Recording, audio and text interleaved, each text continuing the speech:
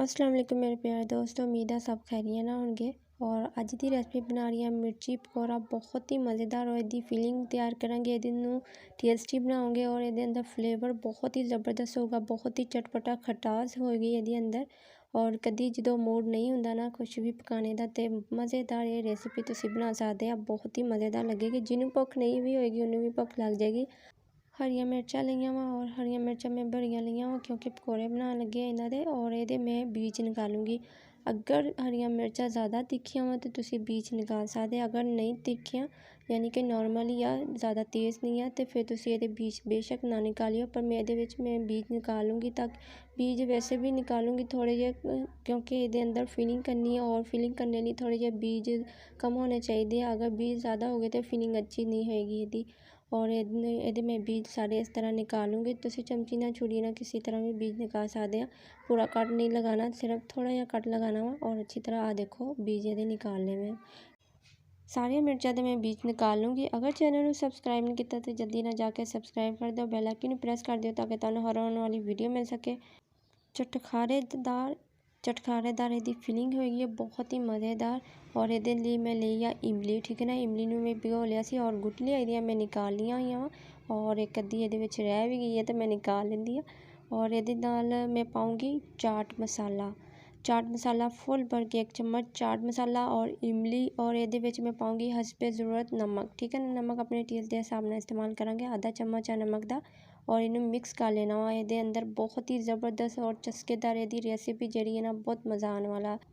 अच्छा जी, एक आलू लिया वा और आलू ने मैं कट के ना बॉयल कर लिया सी ताकि जल्दी बॉयल हो जाता वा आलू कट के।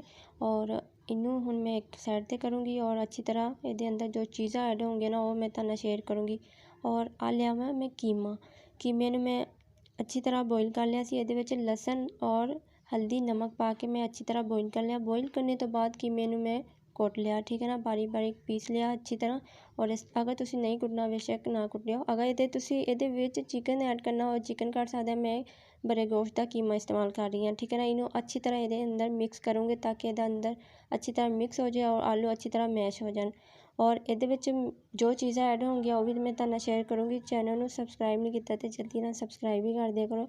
और बहुत ही मज़ेदार ये अंदर ट्विस्ट आने वाला वा, बहुत ही ज़बरदस्त इसका टेस्ट होएगा माशाल्लाह। बहुत ही कमाल दी इसकी फिलिंग होएगी। अच्छी तरह मिक्स करने तो बाद ये मैं पाऊँगी चटखारेदार इमली जो मैं रेडी करके रखी सी। चाट मसाला ये पाया, नमक ये पाया और बहुत ही अच्छी तरह इन्हू मैं मिक्स कर लिया। बहुत ही जरा टेस्ट है ना मज़ेदार होना वा। और ये अंदर मैं फिलिंग करूँगी, ठीक है ना। मिर्च वगैरह की कोई चीज़ ऐड नहीं की क्योंकि आप मिर्चा की फिलिंग कर रही है। ये मिर्चा वगैरह नहीं ऐड करूँगी क्योंकि मिर्चा पहले भी तिखियां होंदियां और मसाले नू इन्ना तिखा नहीं बनाना ताकि खा भी ना होवे। और ये अंदर जो फिलिंग होएगी ना ये अंदर सारी भर लेनी है। और सारिया मिर्चा तो फिलिंग बहुत ही अच्छी तरह भर हो जानी है, ज़्यादा भरनी है, थोड़ी थोड़ी बिल्कुल नहीं कंजूसी करनी। और बहुत ही अच्छी तरह फिलिंग तैयार हो चुकी है। और सारी फिलिंग ये मैं भर ली जी भी मैं तैयार की। एक कप मैं बेसन लिया वा, बेसन को अच्छी तरह छान लिया। ये मैं पाऊँगी हल्दी और नमक हसबे ज़रूरत इस्तेमाल करांगे। हल्दी इस तो पाई ताकि इसका कलर अच्छा है। और ये पानी ऐड करूँगी। बेसन को इन्ना ज़्यादा पतला नहीं करना, इन्ना ज़्यादा। और बेसन ज़्यादा पतला हो जाता तो नाल अच्छा तरह चिपकता नहीं है, ठीक है ना। मिर्च का पकौड़ा अच्छा नहीं बनता। और ये अंदर जी गुटलियाँ वगैरह ना बेसन दियाँ ख़त्म करनी अच्छी तरह मिक्स करने तो बाद। आ देखो इन्ना ज़्यादा पतला नहीं करना, बिल्कुल गाढ़ा गाढ़ा रखना ताकि जो तुम मिर्च ये अंदर डिप करो अच्छी तरह ये अंदर चिपक जाए बेसन।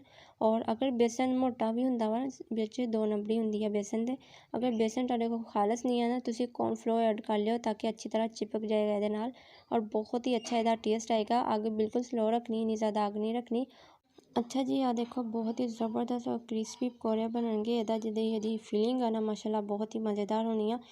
टेस्टी और यमी पकौड़े तो तैयार हो गए। उम्मीद अज की रेसिपी तुहानू जरूर पसंद आएगी। माशाल्लाह इसकी लुक बहुत ही मज़ेदार आई है और बहुत ही टेस्टी है, बहुत ही चटखारा जे बने हैं और देखने में बहुत ही खूबसूरत, बहुत ही मज़ेदार।